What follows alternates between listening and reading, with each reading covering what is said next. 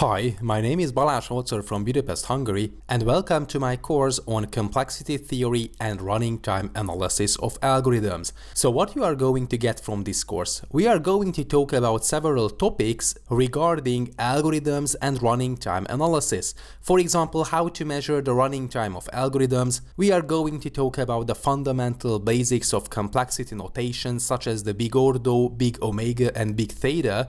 We are going to talk about complexity classes such as polynomial and non-deterministic polynomial classes, and finally we are going to talk about case studies for constant running time complexity, logarithmic running time complexity, linear running time complexity, and so on. So these are the topics we are going to talk about on a one-by-one basis.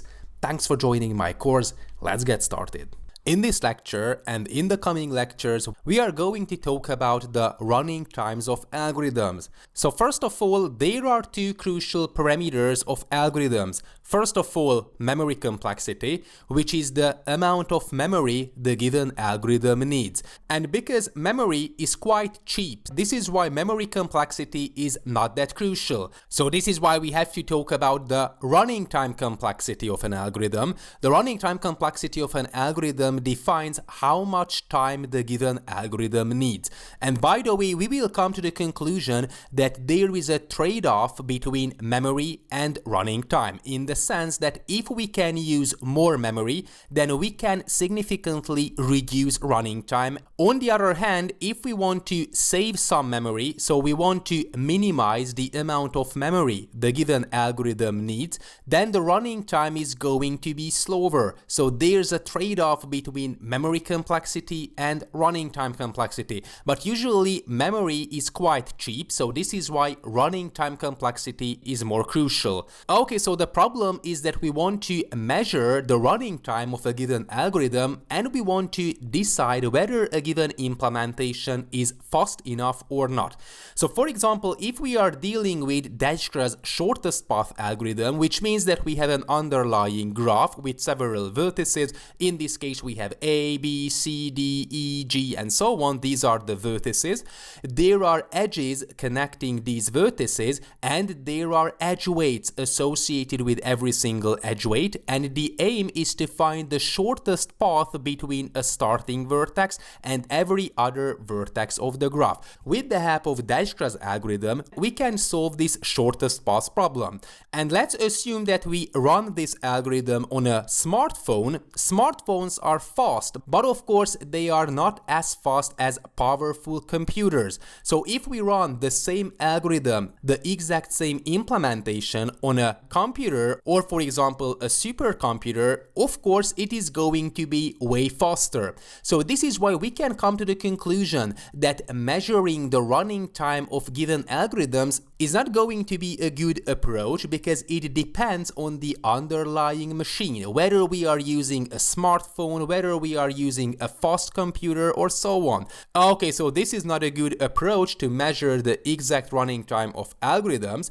We should measure the number of steps instead. So the number of steps the algorithm requires with respect to the input size. So for example, when we are dealing with a graph, the number of vertices is the input size. If we are dealing with items we would like to sort, then of course the input size is the number of items we want to sort. So essentially, running time analysis is going to define the relationship between the number of steps and the input size. Of course, the larger the input, the more steps the algorithm requires. But anyways, this is the relationship we are going to analyze. You may pose the question that why is it a better approach? Because it is more generic, more flexible, and finally it is machine independent, and of course this is exactly what we want to end up with. Because of course the same implementation may be faster depending whether we run that given algorithm on a computer, on a smartphone, and so on. So essentially we would like to avoid these inconsistencies, So this is why we are going to measure the number of steps the algorithm requires with respect to the input size.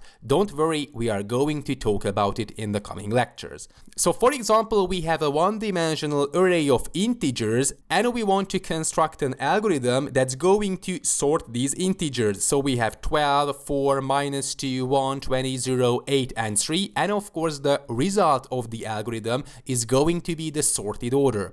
For analyzing algorithms, we have to consider the number of items we are dealing with. This is the input size. In this case, we have 1, 2, 3, 4, 5, 6, 7, 8 items, so the input size is equals to 8. And of course, we can measure the running time of the algorithm in milliseconds. For example, if we have a one-dimensional array with 10 random integers, then the sorting procedure takes 100 milliseconds. For example, we measure the running time of the algorithm when the underlying one-dimensional array contains 100 items, and we come to the conclusion that the algorithm takes 1000 milliseconds to finish.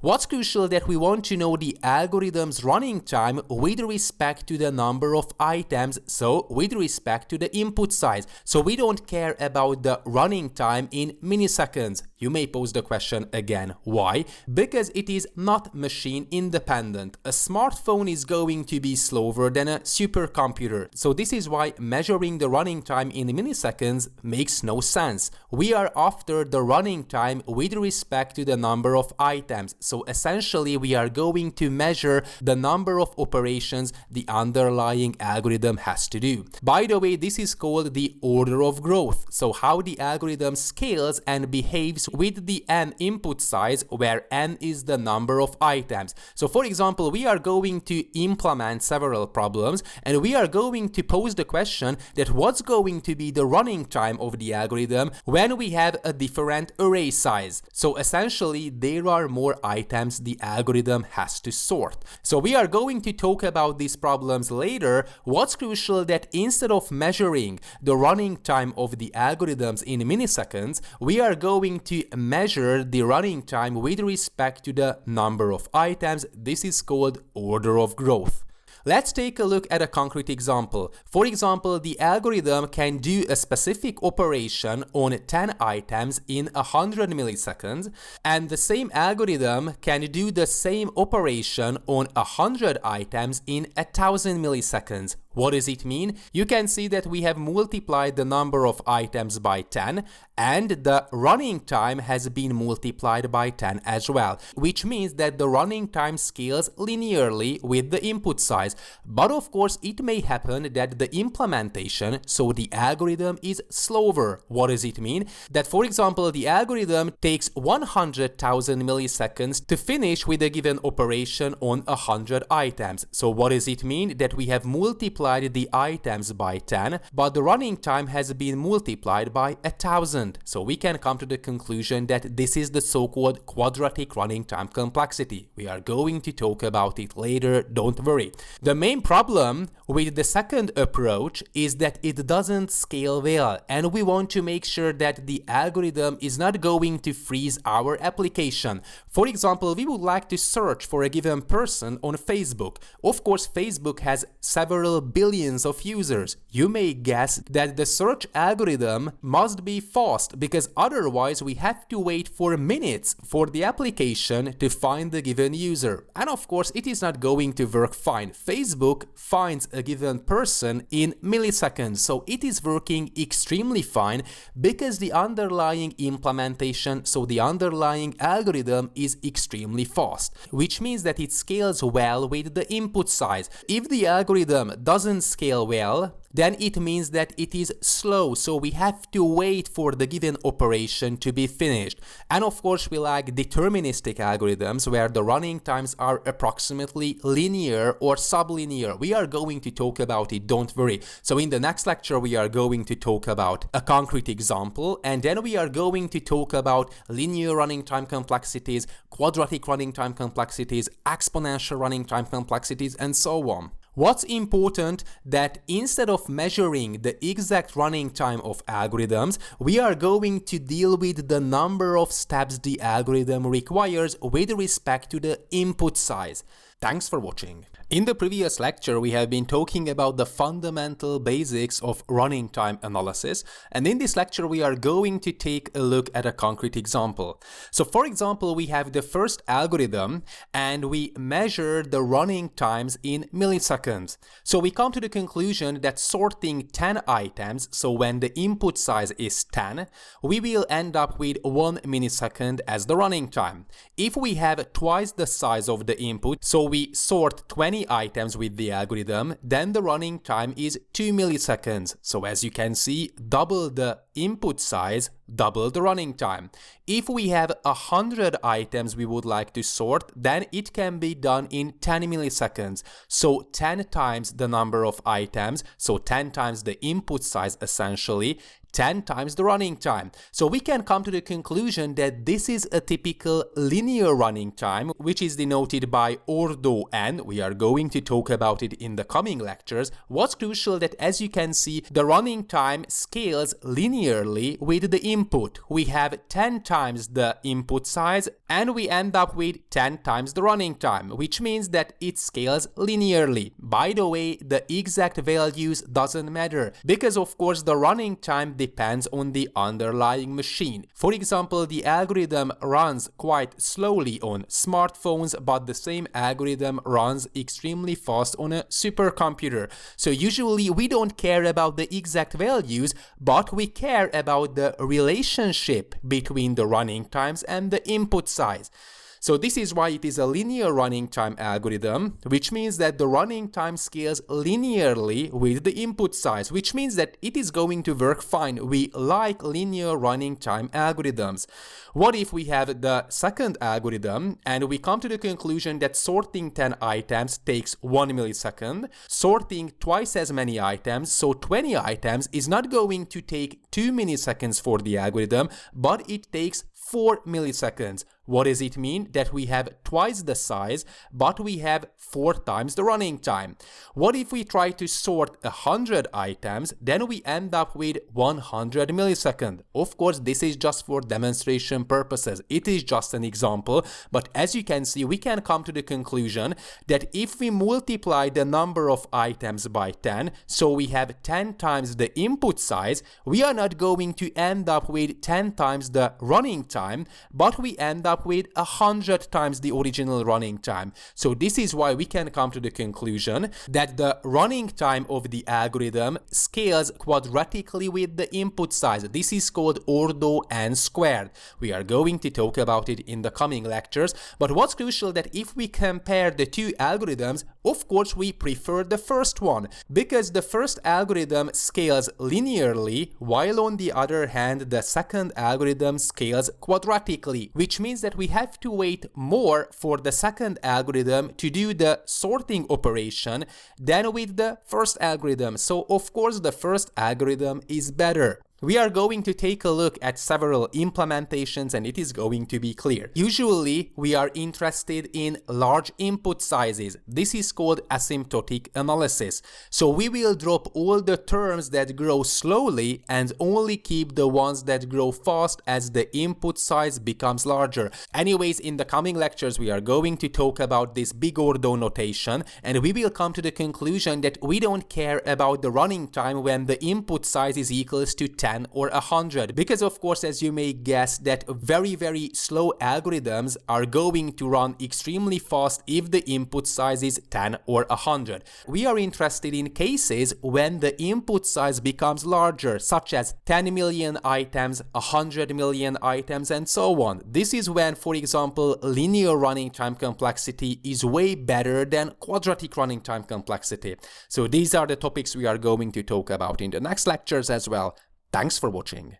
In the previous lectures, we have been talking about the fundamental basics of complexity theory, and in this lecture we are going to talk about maybe the most important topic as far as big O notation is concerned. So first of all, what is the big O notation? By the way, this is called Landau notation as well. It describes the limiting behavior of a function when the argument tends towards a particular value or infinity. Usually, we are after very large values or infinity. This is exactly what we have been talking about in one of the previous lectures. This is called asymptotic analysis, that essentially we will drop all the terms that grow slowly and only keep the ones that grow fast as the input size becomes larger and larger. So essentially we would like to have a good guess about the running time of an algorithm when the input size is large enough. Okay, so this is why we are after the limiting behavior of a function, and of course the function in complexity theory measures the running time complexity of an algorithm. The big O notation is used to classify algorithms by how they respond in their processing time, so the running time or working space requirements. This is what we have been talking about, that memory is quite cheap, so usually we are dealing with the processing time or the running time to changes in the input size. This is what we have been talking about earlier as well, that we would like to measure the relationship between the input size and the running time. Okay, so let's take a look at the mathematical definition. Let's assume that we have two functions. We have the f function that measures the running time of the given algorithm. Of course, we have the input size n, which is equals to big O of g of n. G is another function, and of course we are dealing with the input size as well.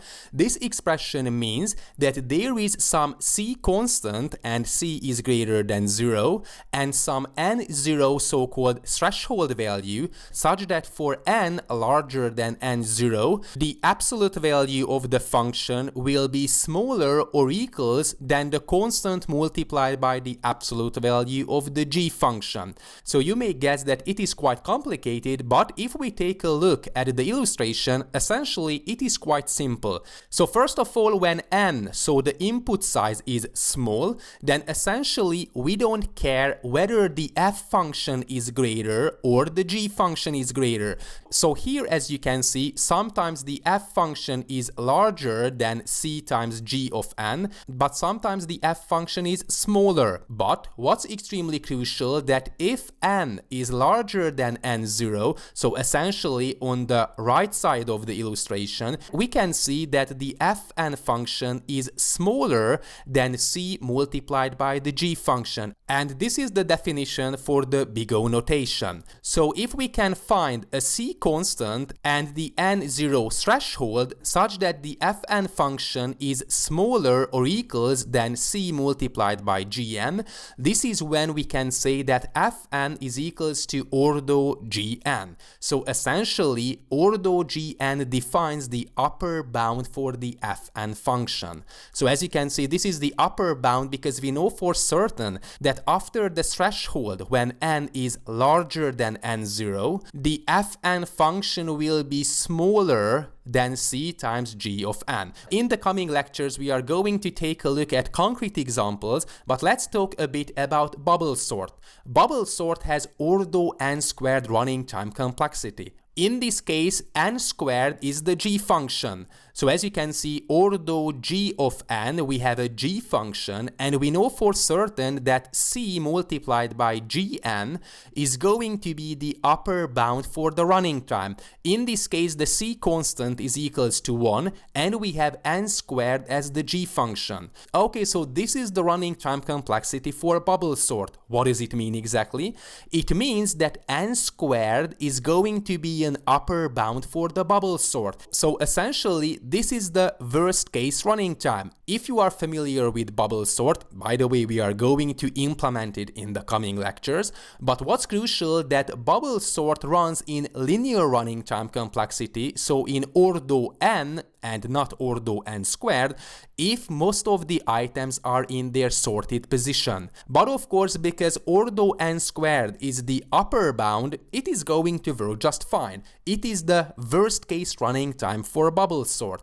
And essentially, it is true that bubble sort is ordo n cubed, ordo n to the power of 4, ordo n to the power of 5. You may pose the question why? Because if we assume that the g function is equals to n squared, then then n cubed, n to the power of 4, n to the power of 5, these functions are larger than this green function. So what does it mean? That these function values are larger than the fn function value. So essentially, it is going to be true as well that if the running time is ordo n squared, then it is true that it is ordo n cubed, ordo n to the power of 4, ordo n to the power of 5, and so on. It is like if we say that the x value is smaller than 10, then of course it is also true that x is smaller than 100, x is smaller than 1000, and so on. Because in this case, 10 is the upper bound for the x variable. And of course, if x is smaller than 10, then it is also true that it is smaller than 100, smaller than 1000, and so on.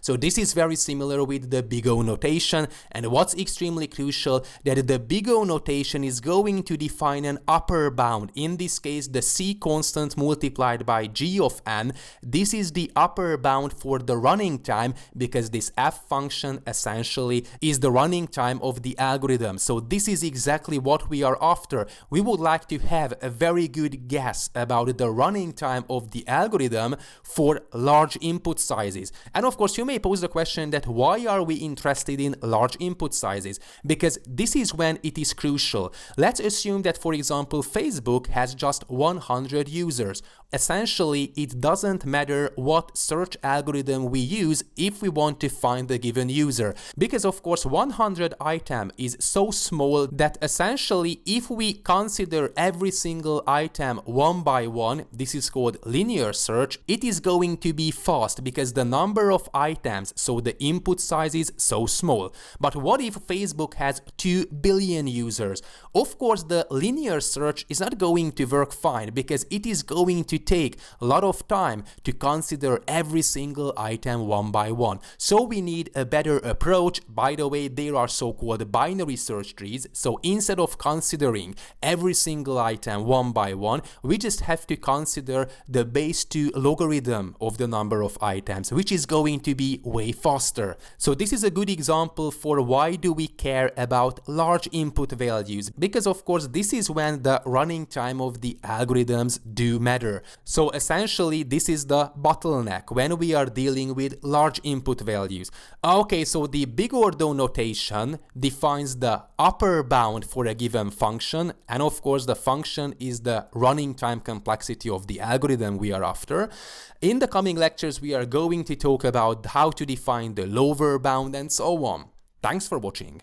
In the previous lecture we have been talking about the big ordo notation, and in this lecture we are going to talk about big omega. So first of all, what is the big omega notation? Of course, it describes the limiting behavior of a function, and of course, in this case, we are dealing with the running time complexity of an algorithm. So we are after a function that's going to describe the running time of the algorithm with respect to the input size. The input size can be the number of items we would like to sort, or the number of vertices in a graph in which we would like to calculate the shortest path, and so on. So this is the input size, and we are after the running time of the algorithm with respect to the input size. Okay, so it describes the limiting behavior of a function when the argument tends towards a particular value or infinity. It has two distinct definitions. According to number theory, it means that an fn function is not dominated by gn function asymptotically.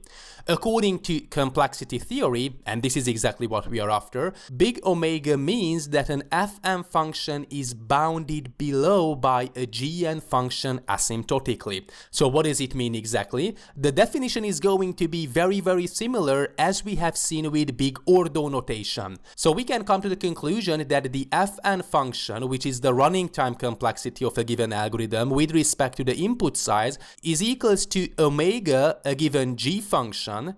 It means that there is some c constant value where c is larger than 0 and some n0 threshold value. such that for n larger than n0, where n is the size of the input, such as the number of items we would like to sort, or the number of vertices in the underlying graph, and so on. So if n is larger than the threshold, then the absolute value of the function will be greater or equals to a c constant multiplied by the absolute value of the g function. So as you can see, when n is smaller than the threshold, sometimes the first function dominates, sometimes the other function dominates, but after n is larger than the threshold, so n is larger than n0, we can see that the fn function is larger than c times the gn function. So essentially, omega gn defines the lower bound for the fn function. So this is crucial that the big ordo defines the upper bound for the fn function. On the other hand, omega gn defines the lower bound for the fn function. So as you can see, after n is larger than the threshold, so n0, c times gn is smaller than the fn function value. And this is exactly what we are after, because we would like to define a lower bound for the running time of that given algorithm.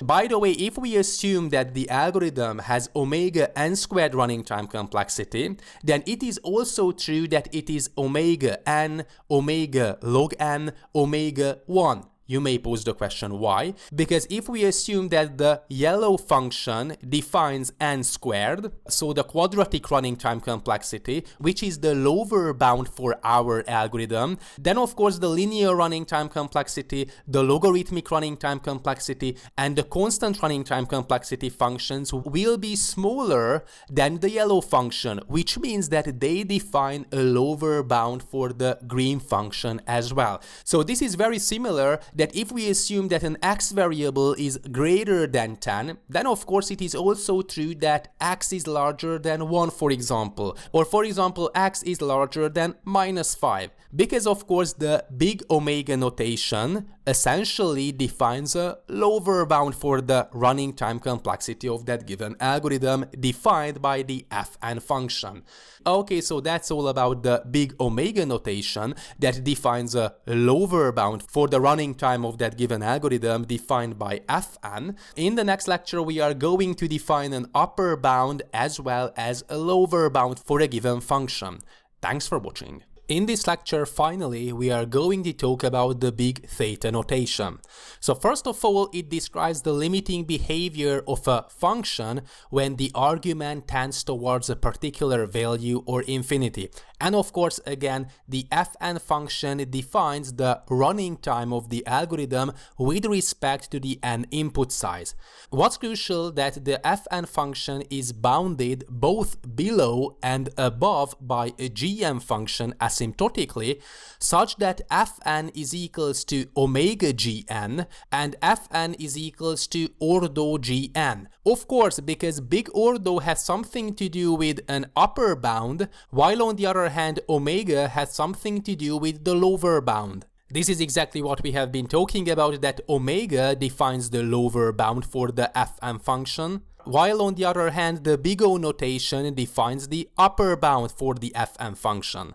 So we can come to the conclusion that fn is equals to theta gn, which means that we can find c1 and c2 constant values, these are larger than 0, and some n0 threshold, such that for n larger than n0, the fn function value that represents the running time of the algorithm is smaller or equals than c1 multiplied by the gn function, and it is larger than c2 multiplied by the gn function, and we are dealing with the absolute value of these functions, which means that the upper bound of the fn function is c1 multiplied by gn, and the lower bound for the fn function is c2 multiplied by the gn function. So essentially, big theta defines the lower as well as the upper bounds for the fn function.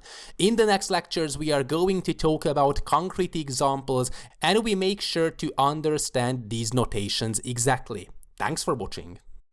Hi, in this video we are going to talk about concrete examples for analyzing running time complexities, and here we are going to focus on the three notations. So let's suppose that we have a function fn is equal to 3 times n squared minus 100 times n plus 6. Let's prove that the fn is equal to ordo n squared. So, the definition for the big ordo is that the absolute value of fn is smaller or equal to the c times the absolute value of gn. So if n is large enough, then we can get rid of the absolute values. So we have to make sure that the 3 times n squared is greater or equal than 100n. And basically we just have to solve this equation. So whenever the n is greater than 34, then we can get rid of the absolute values. So in this case, the fn absolute value is equal to the fn itself. Why? Because from now on we are going to deal with positive values, and the absolute values of positive values is going to be the same as the original values.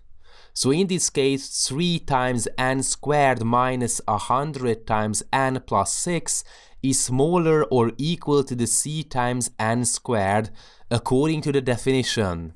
So we can come to the conclusion that if the c is equal to 3 and the n0 threshold is equal to 34, that is going to be okay, this big ordo notation. So the fn is equal to the ordo n squared, because 3 times n squared minus 100n plus 6 is going to be smaller or equal to 3n squared when the n is greater than 34. It is true because the difference is 100n plus 6. So that's why we have proved that the fn is equal to the ordo n squared. What does it mean? That whenever the n is greater than 34, then we are sure that the 3 times n squared is going to be above the 3 times n squared minus 100 times n plus 6 function. So this c times gn is going to be greater than equal to the fn, and basically that's the definition for the big ordo notation. Let's prove that the fn is equal to the ordo n cube. The definition is that the fn absolute value is smaller or equal to the c times gn. If the n is large, then we can get rid of the absolute values as in the previous example. So we have to make sure that the 3 times n squared is greater or equal to 100n. So the n has to be greater than 34. So the n0 threshold value is equal to 34, and we can get rid of the absolute values because we are sure that the fn values are positive values, and the absolute values of the positive values are the original values itself. So the 3 times n squared minus 100n plus 6 is smaller than 3 times n squared, which is smaller than the n cube. Because for 3 times n squared we have seen that the fn is equal to the ordo n squared. That's why it's sure that it is ordo n cube as well. So for example, if the c is equal to 1 and the n0 is equal to the 34, then it's going to be true that the fn is equal to the ordo n cube. And basically, it is true in the main that if the fn function is big ordo n to the power of k, then the fn is equal to ordo n to the power of k plus I, where the I is greater than 1. It is also true. In the previous example, we have seen that if the fn is equal to ordo n squared, then it is also true that it is equal to ordo n cubed. So if it is ordo n to the power of k, then it is also true that ordo n to the power of k plus I is going to be satisfied. And why? Because the big ordo is an upper bound for a given fn function.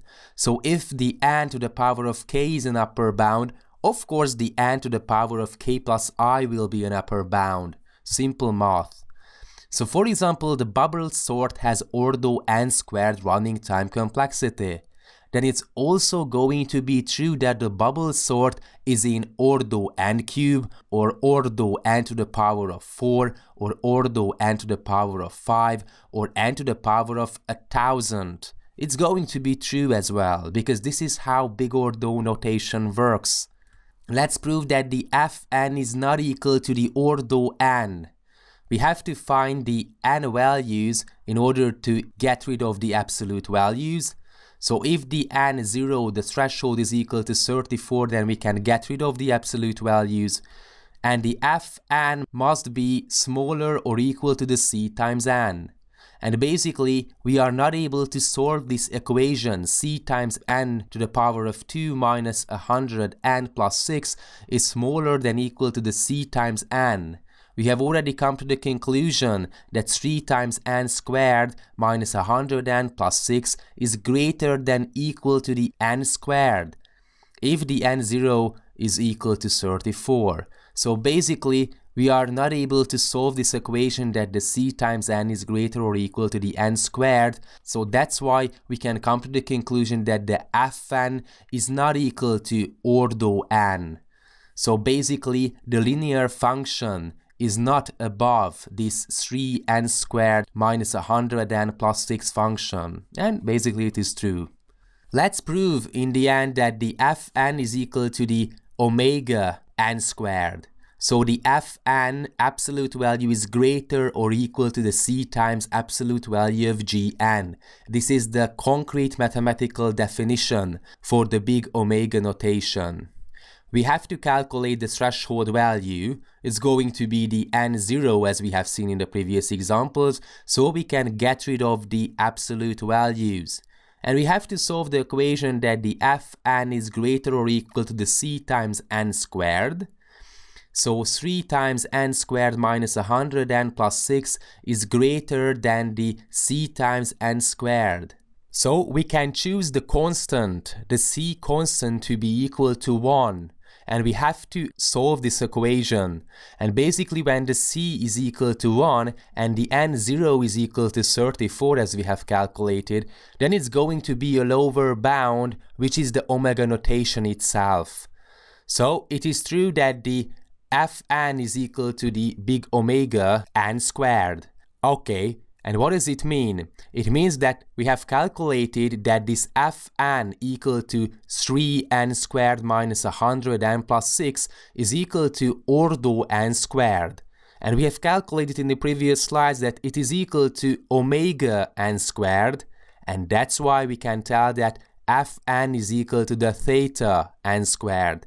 And usually it is a quite common mistake, by the way. It's not that important, but usually we use big omega whenever we should use the big theta notation.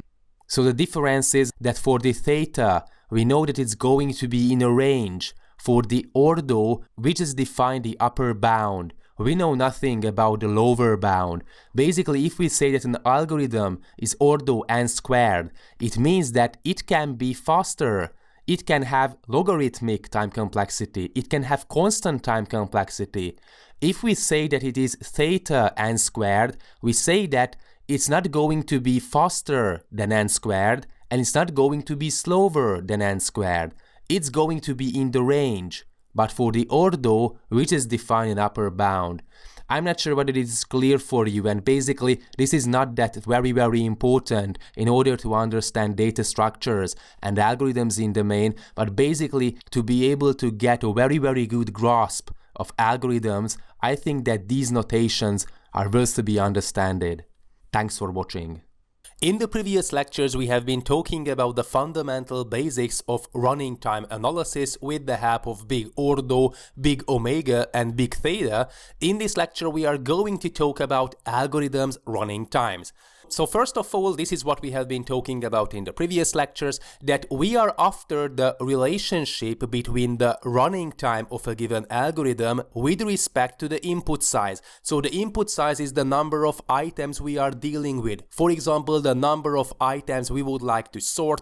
For example, the number of vertices in a graph in which we would like to calculate the shortest path and so on. So we have the Fn function, which is the running time, and we have the size of the input. input. So first of all, let's talk about the factorial running time complexity. This is ordo n factorial. What does it mean? That the algorithm that has factorial running time complexity scales with the factorial function. Of course, these algorithms are extremely slow because there is a huge amount of possible configurations, so essentially the search space is enormous. So these are extremely slow algorithms. Then we have the exponential running time complexity, where c is a constant. So for example, 2 to the power of n, 3 to the power of n, 4 to the power of n, these are the exponential running time complexities. Of course, exponential running time complexity is still quite slow, so we can come to the conclusion that algorithms with factorial running time complexity or exponential running time complexity have no practical applications because these algorithms are extremely slow. Then we have the polynomial complexity, where k is larger than 1, such as n squared, n cubed, n to the power of 4. These are the polynomial running time complexity algorithms.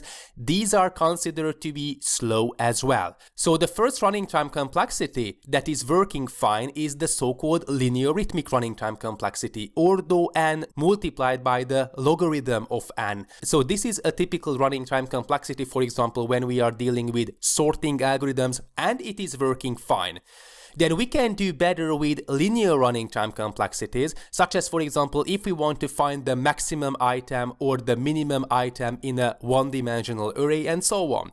Then we can do even better with logarithmic running time complexity, ordo log n. So the running time of the algorithm scales with the logarithmic function, so it is quite fast. And of course, the best running time complexity we can achieve is the constant running time complexity. What does it mean? It means that the running time of the algorithm is essentially independent of the input size. So for example, if we want to swap two items in an underlying one-dimensional array, of course it is independent of the size of the underlying one-dimensional array. No matter we are dealing with 10 items or 10 billion items, the running time is going to be the same. Okay, so constant running time complexity is the fastest running time possible, and essentially, if you are familiar with algorithms and data structures, the aim of these algorithms is to reduce the running time complexity to constant running time complexity.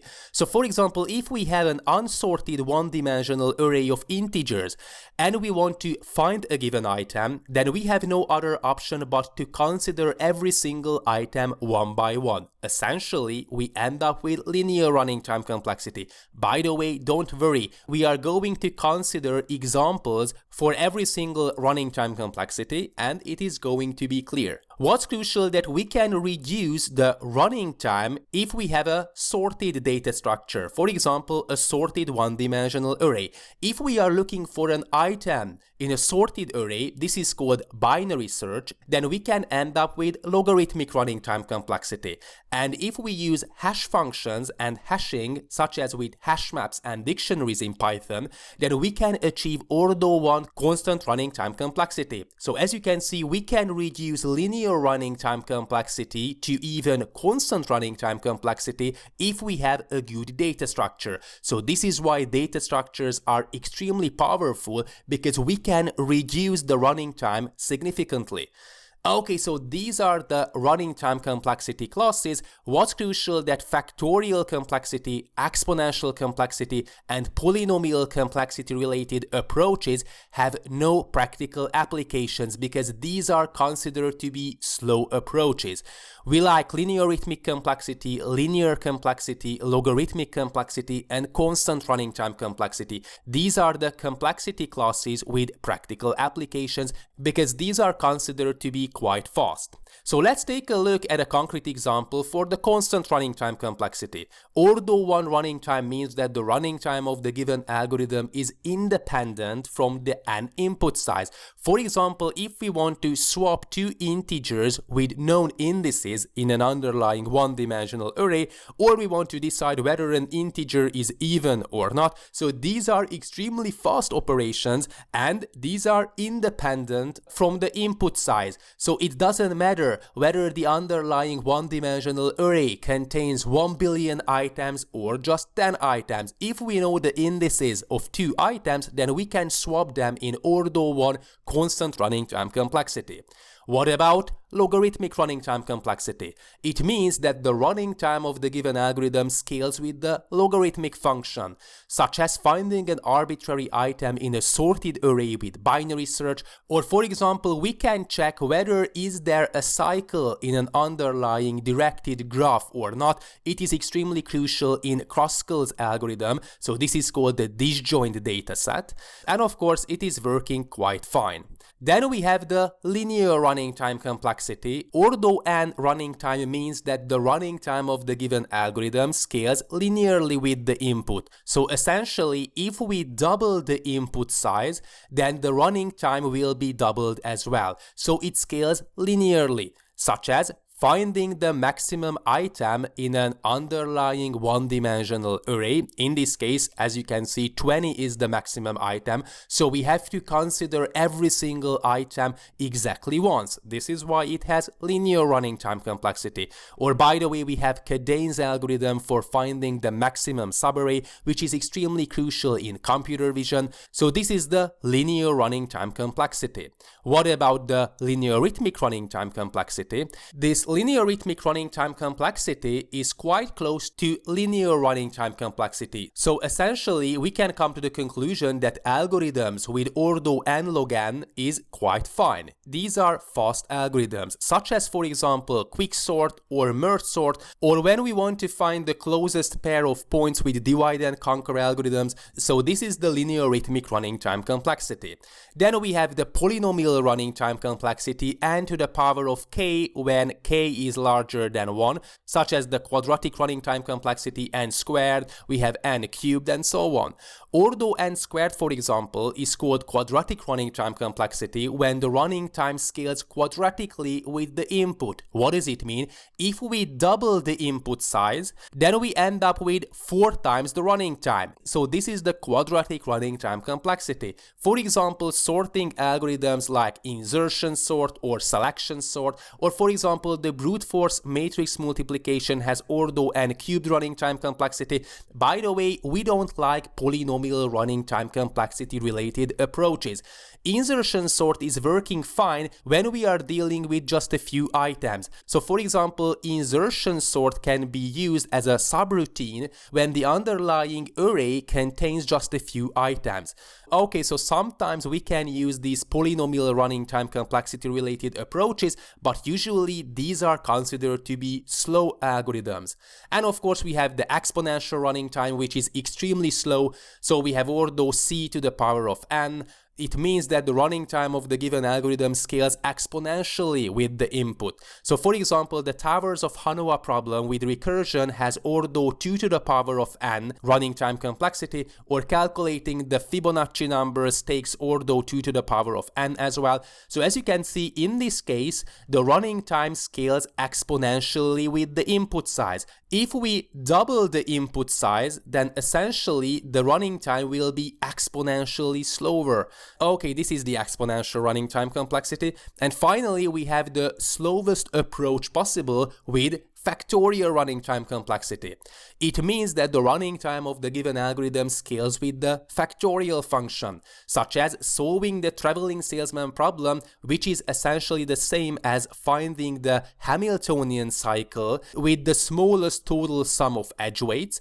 And of course, it has ordo n factorial running time complexity because there are n factorial possible combinations. So for example, this is a valid Hamiltonian cycle. This is another Hamiltonian cycle, this is another Hamiltonian cycle, and we are looking for the Hamiltonian cycle where the sum of the edge weights is as low as possible. So essentially it is a minimization problem. And of course, as you may guess, that this factorial running time complexity is extremely slow. But of course, this problem is essential in logistics, for example. So you may pose the question that how to deal with factorial running time complexity and exponential running time complexity related problems. And the solution is that we have to use some kind of heuristics or meta-heuristics. For example, we can solve this traveling salesman problem quite fast with the help of genetic algorithms or simulated annealing. By the way, if you are interested in algorithms, data structures, heuristics and meta-heuristics and artificial intelligence in the main, then check out my other courses on these topics. Thanks for watching. In the previous lectures, we have been talking about running time analysis of given algorithms. We have been talking about the big ordo notation, and in this lecture we are going to talk about complexity classes. So first of all, let's talk about the most crucial complexity classes, and then we are going to consider them on a one-by-one basis. So if we assume that we have the complexity on a one-dimensional measure, then we can come to the conclusion that the first complexity class is polynomial. These are the algorithms with real-world applications, such as merge sort, quick sort, minimum and maximum finding in binary search trees, or for example, finding the shortest path with the help of Dijkstra's algorithm, finding the minimum spanning tree with Kruskal's algorithm. So these are the algorithms with polynomial running time. Essentially, this is what we have been talking about in one of the previous lectures, that polynomial running time complexity, linear arithmetic running time complexity, linear running time, logarithmic running time, and constant running time, these are the running times we like. The exponential running time complexity and factorial running time complexity is so slow that there are no practical applications of these kinds of algorithms. So we have the polynomial class, then we have the so-called non-deterministic polynomial, this is called NP. These are the exponential or factorial running time complexity algorithms, such as for example finding the Hamiltonian cycle in a graph, or for example solving the towers of Hanoi, solving the knapsack problem, and so on. So it is extremely hard to find the solution for these kinds of problems, but if we have the solution, we can verify that solution quite fast in polynomial time. These are called non-deterministic algorithms. Then we have NP complete problems. These are the hardest non-deterministic polynomial problems. And then we have the hardest possible problems. These are called NP hard problems. So what does it mean exactly? If we have the polynomial class, then we can define the non-deterministic polynomial class, and we will talk about that the polynomial complexity class is within the non-deterministic polynomial class.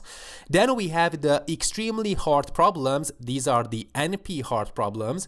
And then we have the so-called NP complete problems that are the hardest problems in the non-deterministic polynomial complexity class. First of all, let's talk a bit about the polynomial complexity class. P stands for polynomial, of course.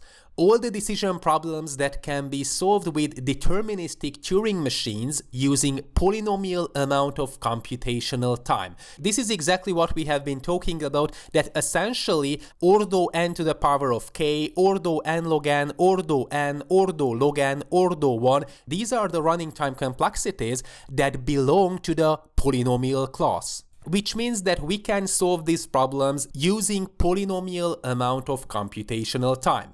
What's crucial that these problems are efficiently solvable, but not all of these problems have practical applications, such as with bubble sort. Bubble sort is working fine, it has polynomial running time complexity, it is within the P complexity class, but of course it has no practical applications because merge sort, quick sort, and heap sort are working better. These are faster sorting approaches. So despite the fact that a given algorithm may belong to the polynomial complexity class, it may happen that it doesn't have any practical application. Okay, so that's all about the polynomial complexity class. By the way, most of the algorithms that we use in modern applications belong to the polynomial complexity class. For example, if we design an algorithm for finding a given user in Facebook or Instagram, of course these algorithms belong to polynomial complexity class. If we want to find the shortest path on Google Maps, of course this algorithm belongs to the polynomial complexity class. What about the non-deterministic polynomial class? NP stands for non-deterministic polynomial. These problems are exponentially hard to solve, but if we have the solution for the problem, then we can verify this solution in polynomial time. This is what we have been talking about, that P is a subset of MP. Why? Because of course we can verify whether the polynomial problem is working fine or not in polynomial running time. Of course, because essentially we can solve the problem itself in polynomial running time. So for example, if you have a one-dimensional array of integers and I tell you that the maximum item is 20, then what do you have to do in order to verify whether it is true or not? Essentially, you just have to consider every single item one by one, and then you can verify whether 20 is the maximum item or not. So essentially, you are going to solve the problem because it can be done in polynomial running time complexity. So this is why P is a subset of NP. Non-deterministic polynomial algorithms are extremely slow. They have exponential or factorial running time complexity. But if we have the solution, we can verify it in polynomial time. Of course, it is true for P as well. If we have the solution for a given polynomial complexity class related problem, then we can verify it in polynomial time, of course. By the way, one of the most important problems is whether P is equals to MP or not. It is quite a confusing question because most of the problems that have belonged to non-deterministic polynomial now belong to polynomial. For example, finding large prime numbers.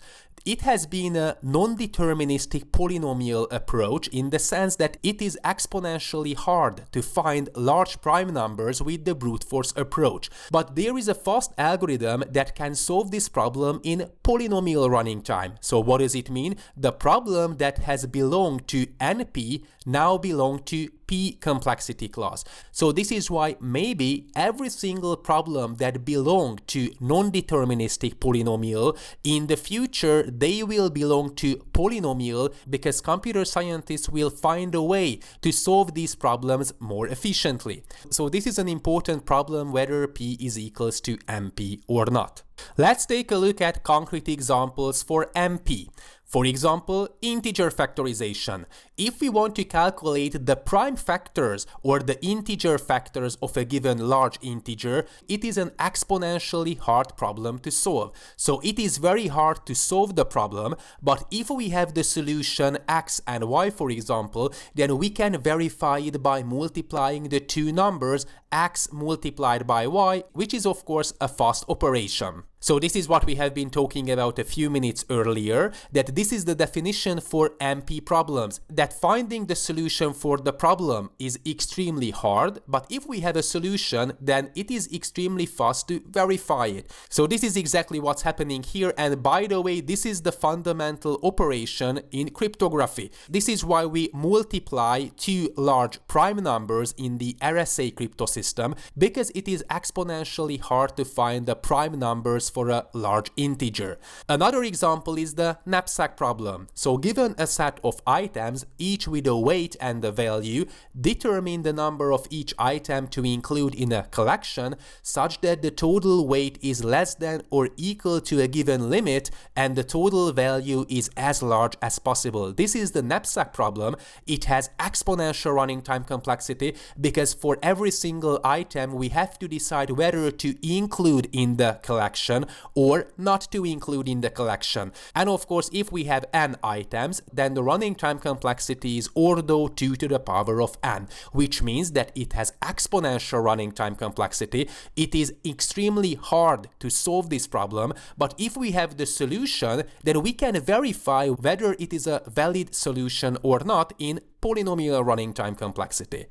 Okay, what about the NP complete clause? These are the hardest problems in NP. So this is what we have been talking about a few minutes earlier, that NP complete problems are the hardest problems in NP. And by the way, we can transform an NP complete problem into an NP problem in polynomial time. This is called Karp reduction. It is important in computer science because if we manage to find a polynomial algorithm for an NP complete problem, then of course it means that P is equals to NP. Why? Because NP complete problems are the hardest problems in NP. So if we can solve an NP complete problem, it means that we can solve any NP problems as well, which means that P is equals to NP.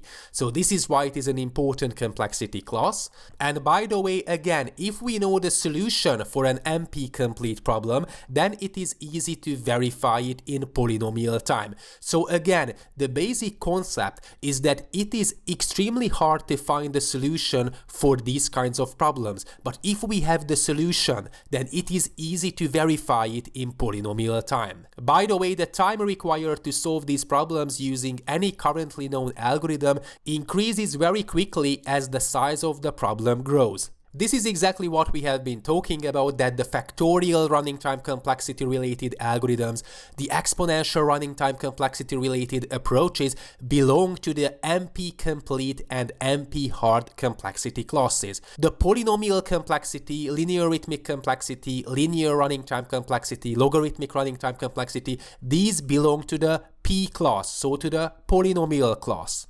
Let's take a look at a concrete example for the NP complete problems. A typical example is graph coloring. So the problem is that we have to color the vertices of a G graph with V vertices and E number of edges, such that no two adjacent vertices share the same color. By the way, if we have C number of colors and we have N vertices, then as you can see, it has exponential running time complexity, ortho C to the power of N. And of course, the solution can be found with backtracking algorithm and with the help of recursion. I have another course on dynamic programming and recursion and backtracking related algorithms. So if you are interested in coloring problem, check out my other courses. So as you can see, this is a valid solution because no two adjacent vertices share the same color. And as you can see, we need 4 colors in order to solve this problem. So this is a typical NP complete problem. Then we have NP hard problem, problems that are at least as hard as the problems in NP class. By the way, we can transform an NP hard problem into an NP complete problem in polynomial time with the help of Karp reduction. So this is what we have been talking about, that we have the NP class. The hardest problems in NP is called NP complete problems, and NP hard problems are the problems that are at least as hard as NP complete or harder. So these are the hardest problems in computer science. Such as, for example, the halting problem. Given a software and the input, a good question is whether it will run forever or not. This is a decision problem with yes or no possible answers, and of course it is NP hard. It is extremely hard to decide whether a given application is going to run forever or not. Or another example is the traveling salesman problem, when we have to find the minimum Hamiltonian cycle. And because there are n factorial possible combinations, if we have n vertices in the underlying graph, of course it has factorial running time complexity, which means that it is extremely hard to find the solution. But if we have the solution, then we can verify whether it satisfies the conditions or not in polynomial time. So again, as you can see, for NP hard problems, it is true as well that it is extremely hard to solve the problem, but if we have a solution, then it is easy to verify whether it is a good solution or not. That's all about complexity classes. Thanks for watching. In this lecture, we are going to talk about how to deal with for loops, because most of the times the algorithm running time can be approximated by the number of nested for loops. First of all, let's consider the constant running time complexity. Constant running time complexity means that the running time of the given algorithm is independent from the input size. So no matter we are dealing with 10 items or 10 billion items, the running time of the algorithm will be the same. For example, when we swap two integers, and of course we know the indices of those given integers in a one-dimensional array, or for example, if we multiply two integers, or we want to decide whether an integer is even or not. So for example, when we swap two integers in an underlying one-dimensional array, this is the nums variable, essentially we just have to do something like this, and these operations have order 1 constant running time complexity. This is why the swap operation itself has order 1 constant running time complexity. It is independent of the input size. So no matter that how many items we are dealing with, the running time of this operation will be the same. This is called constant running time complexity.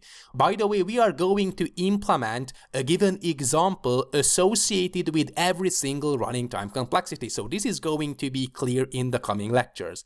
What about linear running time complexity? Linear running time complexity means that the running time of the algorithm scales linearly with the input. So if we double the size of the input, then the running time will be doubled as well. And usually it means a for loop when the inner operation takes order 1 running time complexity.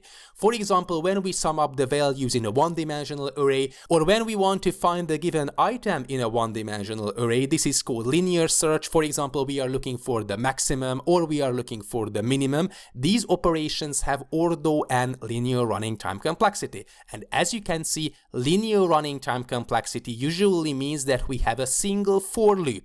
We consider all the items starting with the first one up to the last one. And it is absolutely crucial that this for loop depends on the n input size. Okay, and of course the inner operation has order 1 constant running time complexity. For example, we check whether that given item with index I is the item we are looking for or not. So this is the so-called linear search. Or for example, when we sum up the values, what do we have to do? We just have to sum up the given values. That can be done in order 1 constant running time complexity. So if we have a single for loop that considers every single item of the underlying data structure and the operation has order 1 running time complexity, this is when we end up with order and linear running time complexity. What about quadratic running time complexity? Quadratic running time complexity means that the running time scales quadratically with the input. So if we double the input size, then we end up with 4 times the original running time. If we multiply the input size by 10, then the running time will be multiplied by 100. And usually it means a nested for loop. So as you can see, in this case, we have 2 for loops, for I starting with 0 up to n, and we have a nested for loop, j starting with 0 up to n, and the inner operation takes order 1 constant running time complexity. Because we have 2 nested for loops, this is why we end up with quadratic running time complexity. For example, summing up the values in a 2-dimensional array, finding a given item in a 2-dimensional array, essentially we have to consider every single row and every single column of the 2-dimensional data structure. So this is why we end up with quadratic, so order n squared running time complexity.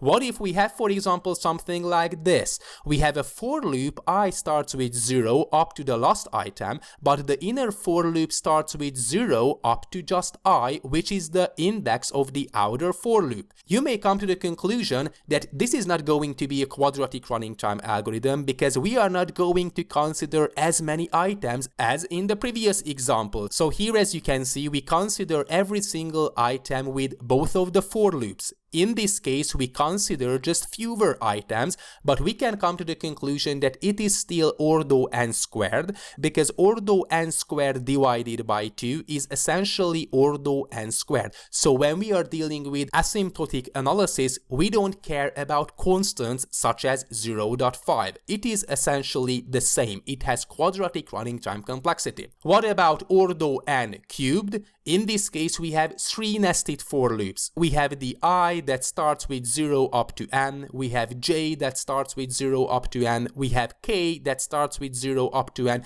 and then we do some constant running time complexity related operation, for example with matrix-matrix multiplication. The brute force approach has ordo n cubed running time complexity. By the way, this is a tricky question, that what is the running time of this algorithm when we have 3 nested for loops, but the nested for loops consider a constant amount of items.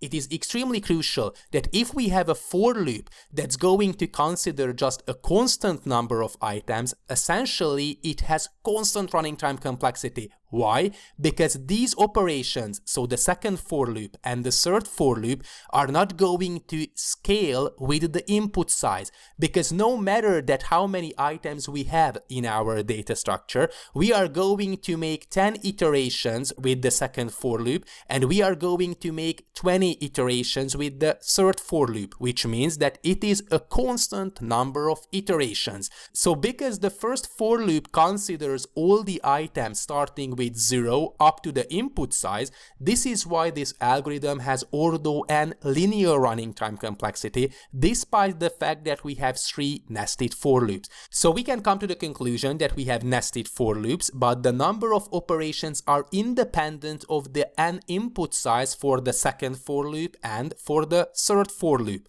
So they do a constant number of operations that is independent of the n input size. So we can come to the conclusion that there is just a single for loop that scales with the n input size. So this is why we end up with linear running time. So it is absolutely crucial that the number of nested for loops are not necessarily polynomial running time complexity. We have to consider the for loops exclusively that scales with the n input size. Okay, and by the way, the number of nested for loops that scales with the n input size defines the running time of the algorithm. So if we have nested k for loops, when every single for loop scales with the n input size, then it means polynomial running time complexity, ordo n to the power of k. So if we have just a single for loop, k is equals to 1, then we end up with linear running time complexity. If we have k is equals to 2, then we have quadratic running time complexity. If we have, for example, 6 nested for loops, when every single for loop scales with the n input size, then we have ordo n to the power of 6 as the running time. Okay, so that's all about for loops and running time analysis. By the way, we are going to take a look at several examples, and it is going to be clear in the coming lectures. Thanks for watching. In this lecture, we are going to take a look at a concrete example for ordo 1 constant running time complexity algorithms. So for example, we have a one-dimensional array of integers and we are after the first item. So what do we have to do? We have public static. We will return with an integer, which is the first item. For example, get first. And of course, we have the one-dimensional array of integers. These are the numbers. And what do we have to do? Essentially, we just have to return with the numbers with index 0. Of course, index 0 represents the first item of the underlying one-dimensional array. So essentially, we just have to return with numbers at the 0th index. Okay, so first of all, let's create a one-dimensional array. Integer numbers is equals to a new one-dimensional array, for example, for 100,000 items. So we have to iterate through integer I is equals to 0, I is less than numbers dot length. Then of course we have to increment I by 1 in every single iteration, and for example we append the ith index, the ith value. So what does it mean? The first item will be 0, the second item will be 1, 2, 3, 4, 5, and so on. So just for demonstration purposes, we have integers starting with 0 up to 100,000 minus 1, because indices starts with 0. Okay, and then we want to measure the running time. So we have the start, which is equals to system.current time millis. As you can see, it returns the current time in milliseconds, so this is exactly what we are after. Then we get the first item. As far as the numbers one-dimensional array is concerned, we don't care about the value, we just want to measure the running time. And then we print out, so system out and println, that time taken, and we use the system.current time millis minus start. So we are going to measure the running time of this operation in milliseconds. So if we have, just for demonstration purposes, 100 items, then what's going to be the running time? Of course, this operation is so fast that essentially it takes 0 milliseconds. What if we have a huge number of items? If we save and rerun the application, as you can see, the running time is still essentially 0. So what does it mean? It means that the running time is independent of the input size, which is the number of items in the underlying one-dimensional array. And this is exactly the definition for Ordo 1. By the way, Ordo 1 is essentially Ordo some constant value, but this is exactly the definition for the big Ordo notation, that it is equals to C multiplied by Ordo 1. And of course, when we are dealing with asymptotic analysis, we don't care about constants, so it is equals to Ordo 1. So this is why we use the Ordo 1 notation. Essentially, we can use any constant values, for example 100 or 123 or 56. It doesn't matter. What's crucial that essentially it is equals to Ordo 1, because we don't care about constants. And of course, this is exactly what it means. Ordo 1 constant running time complexity means that the running time of the underlying algorithm, in this case getting the first item, is independent of the input size. No matter we have 10 items, the running time of the algorithm is going to be exactly the same as we have, for example, 1 billion items or 10 billion items. Okay, so Ordo 1 means that the running time is independent of the input size, and this is why it is so powerful, because it doesn't matter that how many items we are dealing with. Okay, so this is the constant running time complexity. For example, if we want to get the first item of a one-dimensional array. Thanks for watching. In this lecture, we are going to talk about the logarithmic running time complexity, and we are going to focus on binary search or logarithmic search. So binary search or logarithmic search is a method for finding the position of an item in a sorted list. So it is extremely important that binary search can be used only if the underlying data structure is sorted.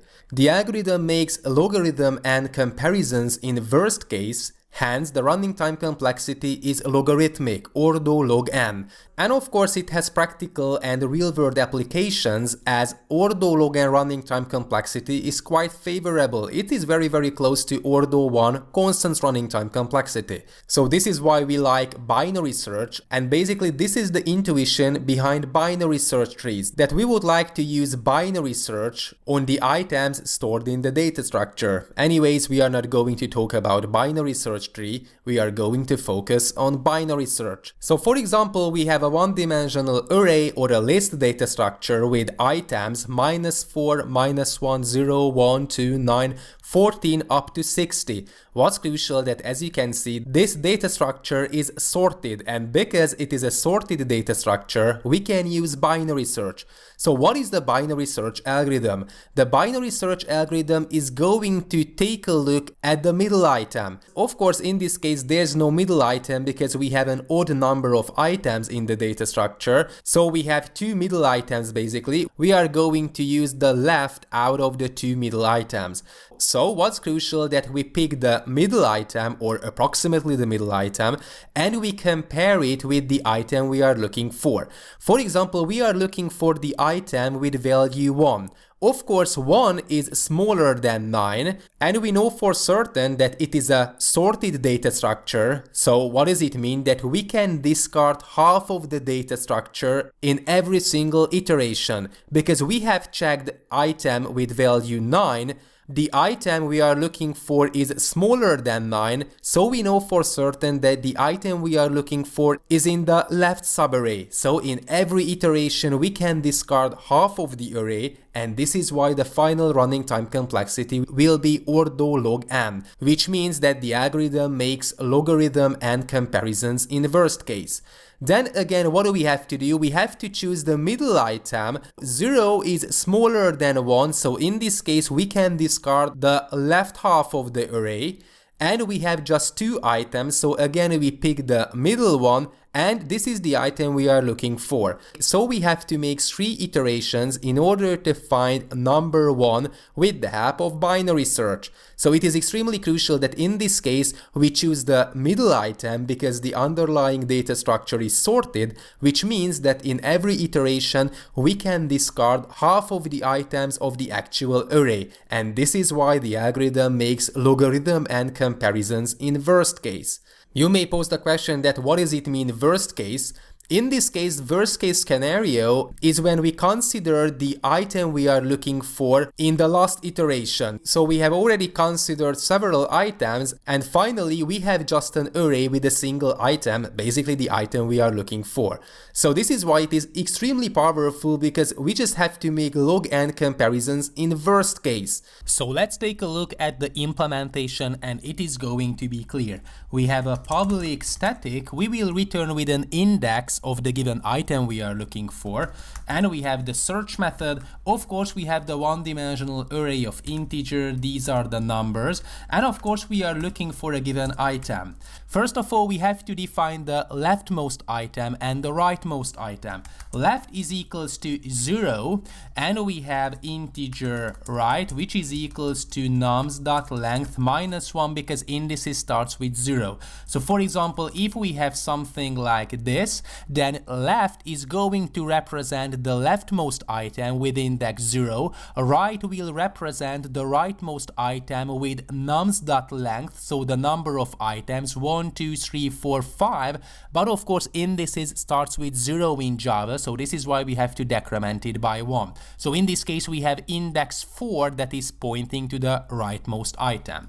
And of course we have to iterate, so while left is smaller or equals than the right index, what do we have to do? First of all, we have to generate a middle index, which is equals to left plus right, and we have to divide it by 2. So this is how we generate the index for the middle item. Of course, we have to check whether we have found the given item or not. So if nums at the middle index is equals to the item we are looking for, then we return with the middle.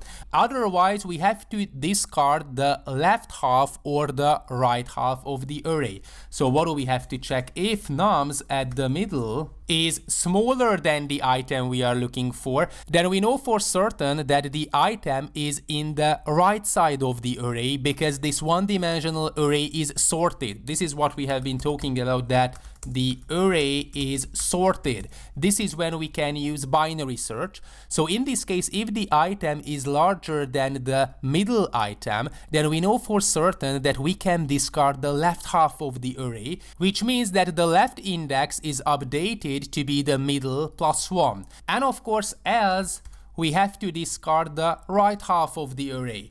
So we have the right, which is equals to middle minus 1. And of course, after the while loop, it may happen that this is a search miss, so we return with minus 1. So this is the search miss when the item is not present in the one-dimensional array. So what does it mean exactly? If we have, for example, a one-dimensional array 1, then 2, 3, 4, 5, 6, 7, 8, and 9, for example, and we are looking for 9, what do we have to do? We have to generate the middle item, and because we know that the item we are looking for is larger than the middle item, we discard the left half of the array. And we know for certain that we just have to consider the right side of the array, so the left index will be equals to the middle index plus 1. And then in the next iteration, we just have to consider these 4 items. So as you can see, in every single iteration, we can discard half of the array.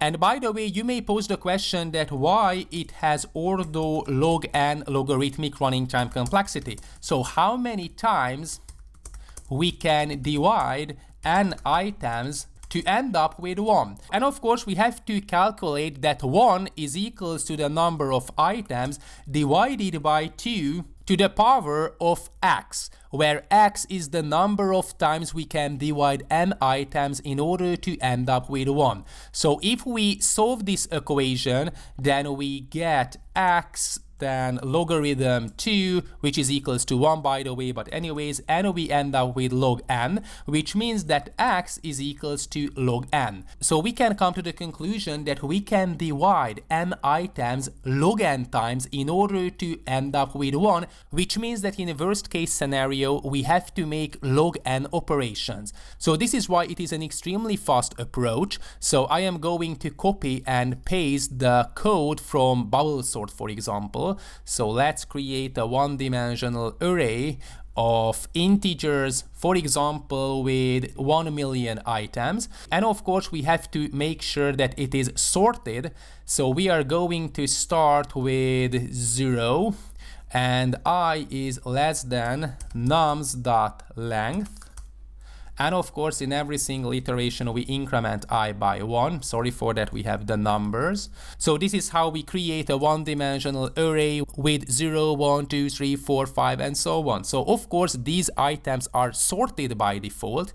And then we can search for the last item, for example. So we have the numbers and we have the last item, which is equals to the numbers.length minus 1, because indices starts with 0. So if we save and rerun the application, then it is going to be extremely fast.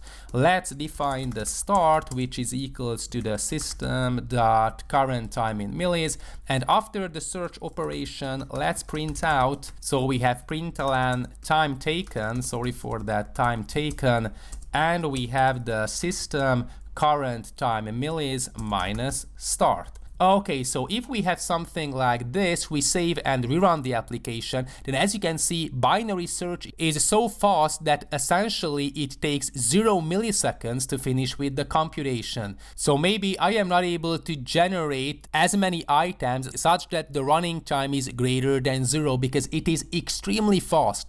Of course, logarithmic running time complexity is very, very close to ordo 1, which means that it is faster than linear running time complexity, and linear running time complexity is fast as well. Okay, so we are not able to measure the running time of binary search because it is so fast that essentially it takes 0 milliseconds to finish with the computation. Thanks for watching. In this lecture, we are going to talk about linear running time complexity related approaches focusing on linear search. So first of all, what is the problem itself? Let's assume that we have a one-dimensional array of unsorted items. Just for demonstration purposes, we are going to use integers, and we want to find a given item. It is crucial that the underlying data structure is unsorted, because if we have a sorted one-dimensional array, then we can use binary search, we are going to talk about it later, and we can end up with logarithmic running time complexity. So this is crucial that that the underlying array is unsorted. If we know the index of the item we are looking for, of course we can get it in order 1 constant running time complexity. This is the main feature of arrays, that if we know the index of a given item, then we can get it extremely fast. Usually, of course, we don't know the index of the item we are looking for, so we have no other option but to consider every single item one by one. So this is why we end up with a linear running time complexity algorithm. So let's take a look at a concrete example. We have a one-dimensional array of integers 12, 4, -2, 1, 20, 0, 8, and 3. And for example, we are looking for the integer 12.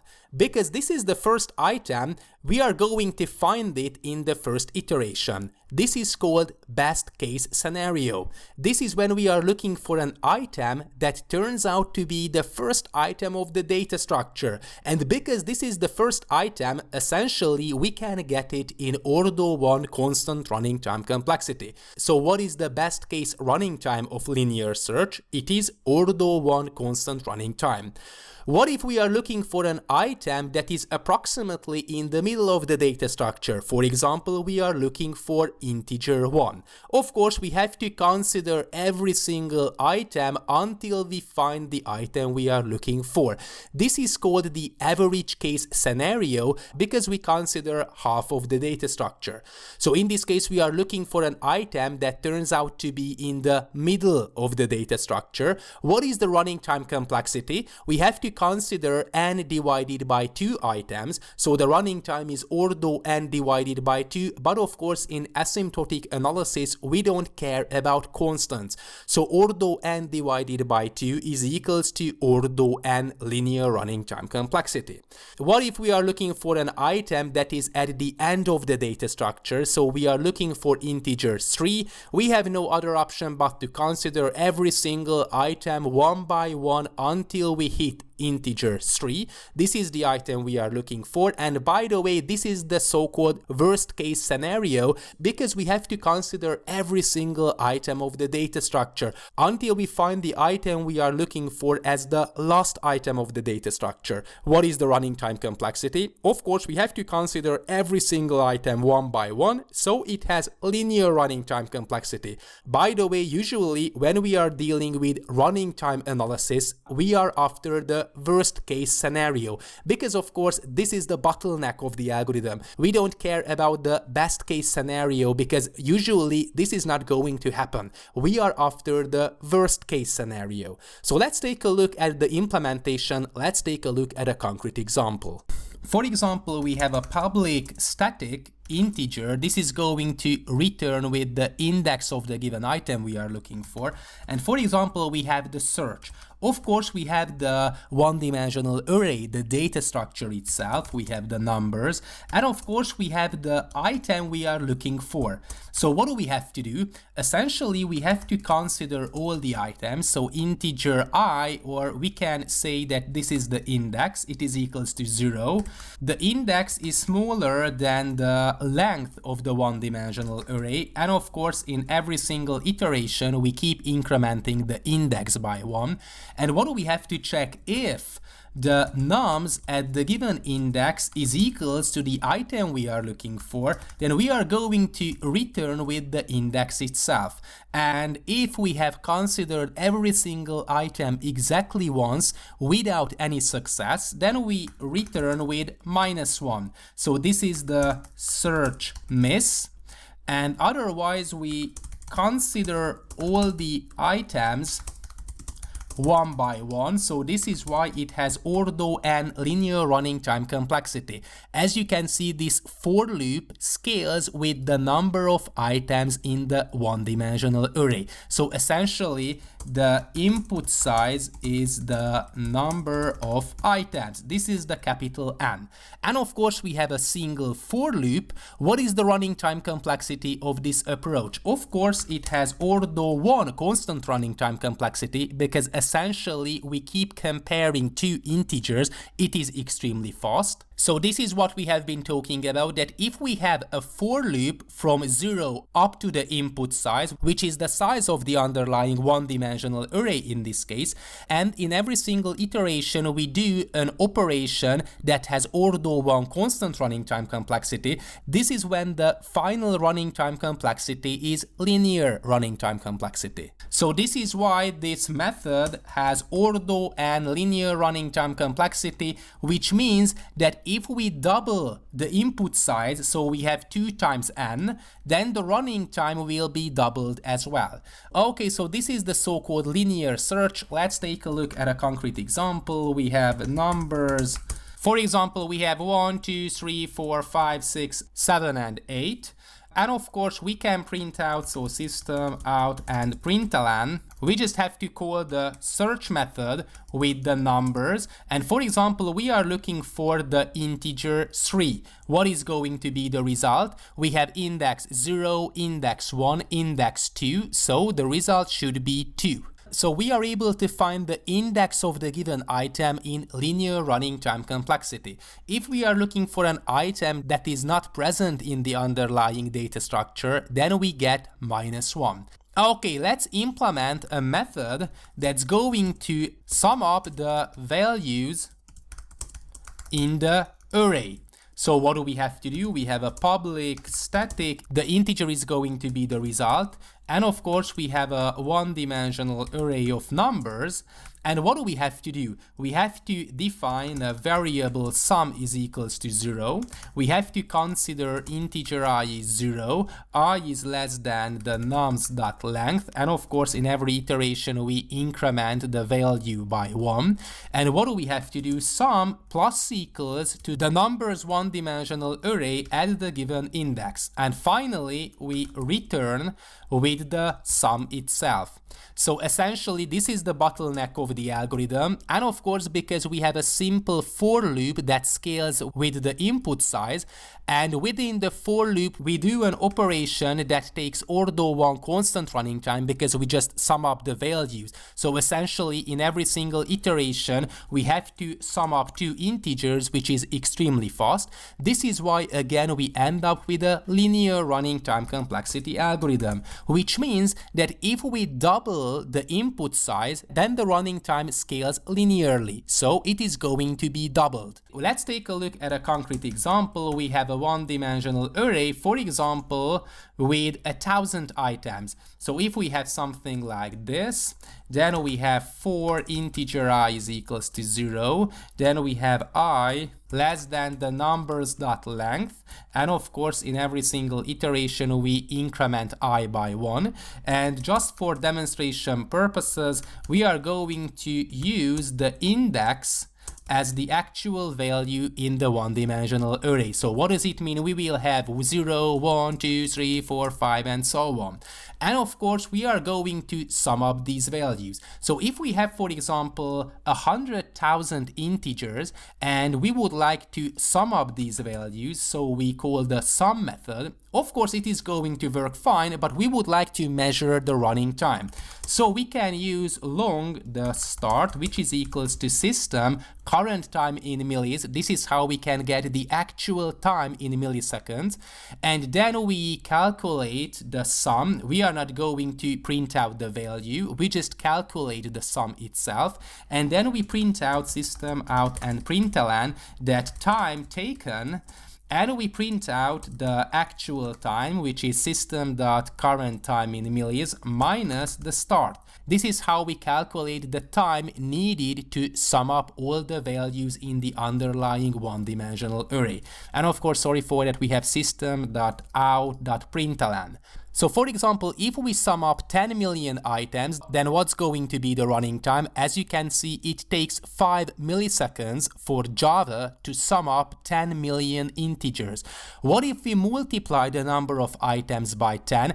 Then of course, because we are dealing with a linear running time related algorithm, we expect that the running time will be multiplied by 10 as well. So we expect something around 50. It is working fine. It is not going to be 100% accurate, but as you can see, the running time is approximately 10 times slower.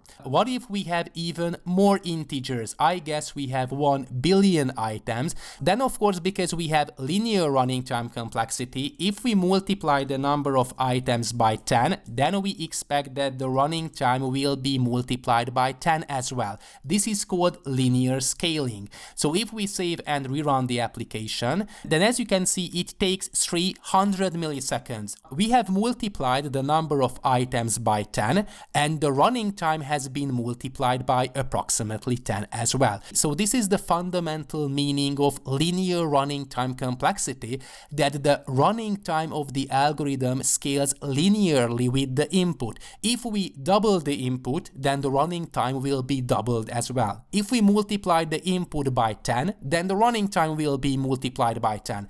Of course, we like linear running time complexity algorithms because they are quite fast and predictable. So that's all about linear running time complexity.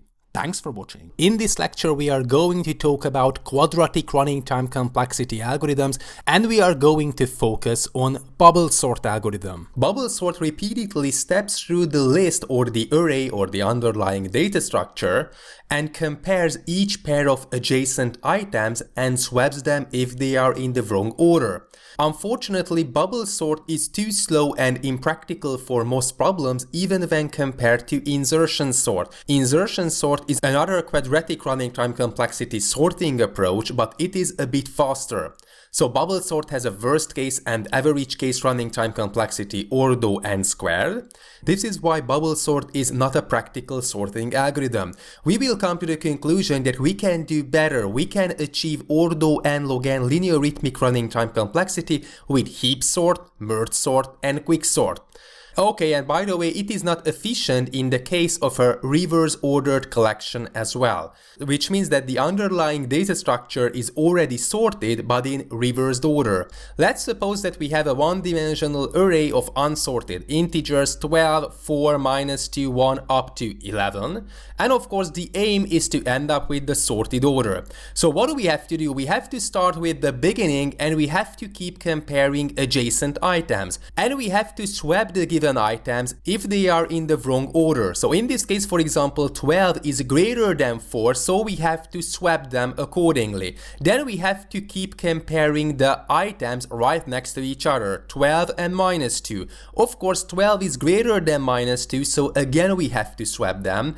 12 is greater than 1, so we have to swap them. 12 is greater than 3, 12 is greater than 5, 12 is greater than 8. Then 12 is smaller than 56, so in the next iteration we are going to consider 56 and 31. So as you can see, we keep iterating through the array and we keep comparing the adjacent items. Okay, 56 is greater than 31, so we keep swapping the items, and 56 is greater than 11, so we swap the items. And we can come to the conclusion that 56 is the largest item in the dataset. So in every single iteration, we bubble up the largest value to the end of the list. This is why it is called bubble sort. And after every iteration, we keep considering fewer and fewer items. So of course, 56 is in its final position, so we don't have to compare it with other items in future iterations. So we start over and keep comparing adjacent items. 4 is greater than -2, so we swap them. 4 is greater than 1, so we swap them. 4 is greater than 3, so we swap them, and so on. 4 is not greater than 5, so we keep going. 5 is not greater than 8, so we keep going. We keep going until we come to the conclusion that 31 is greater than 11. Okay, and again 31 is in its final position. And we start over. -2 is smaller than 1, so we keep going. Okay. And in this case, we can come to the conclusion that 12 is larger than 11, so 12 will be in its sorted position. And as you can see, we keep considering fewer and fewer items. In this case, 11 is in its final position, then 8 is in its final position, then 5, then 4, then 3, then 1, and minus 2. So this is how we can sort the underlying data structure with the help of bubble sort. It has a quadratic running time complexity, so it doesn't have any practical applications in the main, because we can do better with the help of quicksort, merge sort, or heap sort. Let's take a look at the implementation. First of all, we have to define a method. We have the public static void, and we have the sort method. And of course, we will get a one-dimensional array of integers. These are the numbers we would like to sort. And what do we have to do? First of all, we have to iterate through starting with 0. I is less than the nums.length, and of course in every iteration we increment I by 1. Then of course we need a nested for loop. Integer j starts with 1. J is less than nums.length minus the I index. And of course, in every single iteration, we increment j by 1.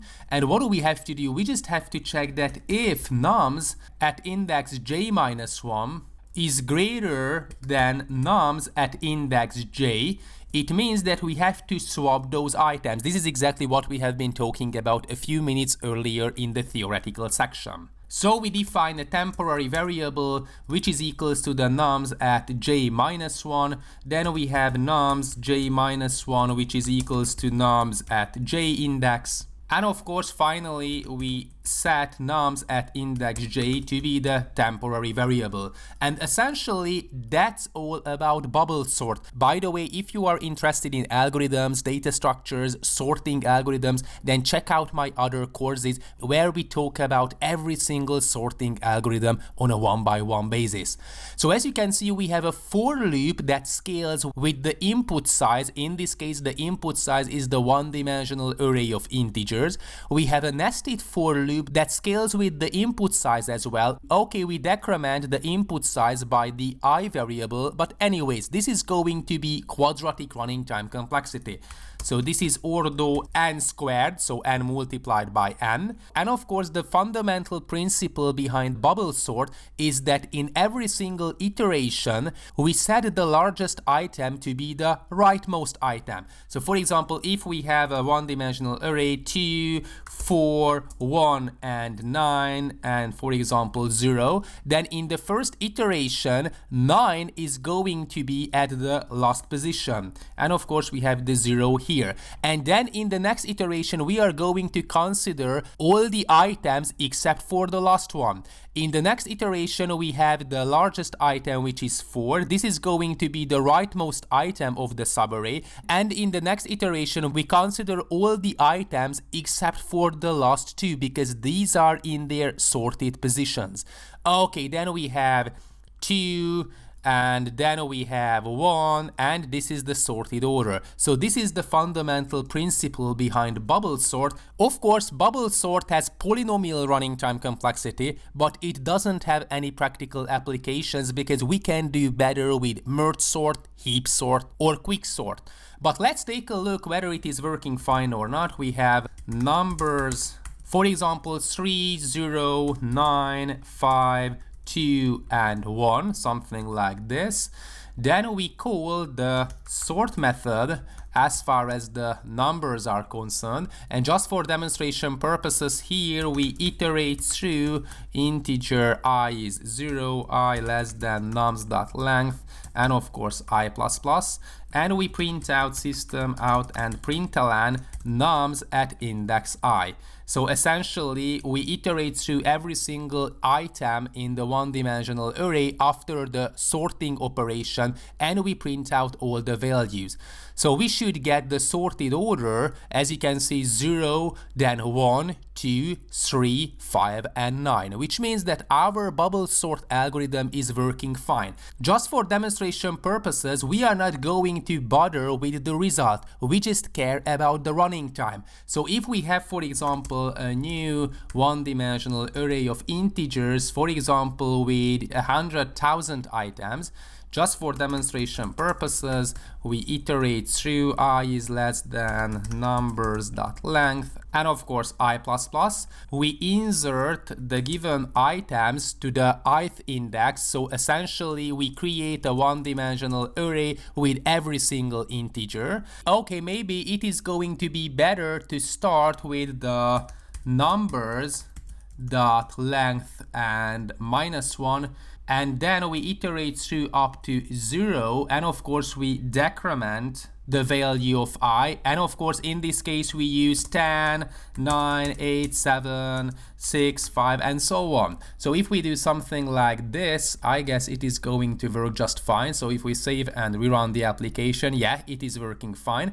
What's crucial that let's measure the running time. So we have the system.current time in millis, and after the sorting procedure, let's print out, so system out and println that time taken, and we print out the system current time in millis minus the start. So this is how we measure the running time for the sorting operation. Because we are dealing with quadratic running time complexity, what do we expect? If we multiply the input size by 10, then the running time will be multiplied by 100. If we multiply the input size by 2, so we double the input size, then the running time will be multiplied by 4. So this is the quadratic running time.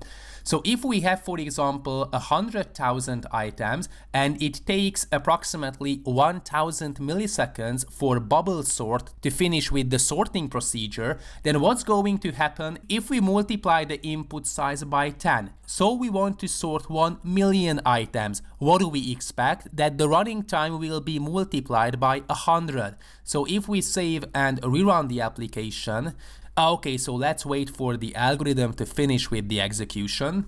As you can see, this is exactly why it is not that practical, because we have to wait a lot in order to sort 1 million items. So this is not an efficient sorting algorithm. We can do better with merge sort, quick sort or heap sort. Anyways, let's wait for it to finish. So far we have approximately 930 milliseconds, and because we have multiplied the input size by 10, we expect to end up with something like this, so 93,000 milliseconds, which is approximately 1.5 minutes. And as you can see, this is working fine. The running time is extremely slow because it has quadratic running time complexity. So if we double the input size, then the running time will be multiplied by 4. If we multiply the input size by 10, then the algorithm will be 100 times slower, and this is exactly what we expect. Okay, so we have 135,000 milliseconds, which means that it takes more than 2 minutes for Java to sort 1 million items with bubble sort. This is why it has no practical applications. Okay, so that's all about bubble sort and ordo n squared, so quadratic running time complexity. We can come to the conclusion that we don't like quadratic running time complexity related approaches because they are too slow to have practical applications. Thanks for watching. In this lecture, we are going to take a look at an example for an exponential running time complexity. So we are going to calculate the nth Fibonacci number, and we will come to the conclusion that this operation has ordo 2 to the power of n, so exponential running time complexity. So first of all, let's take a look at the theoretical background. We know for certain that the nth Fibonacci number can be defined with the help of a recursion. So it is equals to the n-1 Fibonacci number plus n-2 Fibonacci number. And of course we know that there are the base cases, which means that f0 is equals to 0 and f1 is equals to 1. So of course we need two base cases because every single Fibonacci number depends on the two previous Fibonacci numbers. Okay, so what are the first few Fibonacci numbers?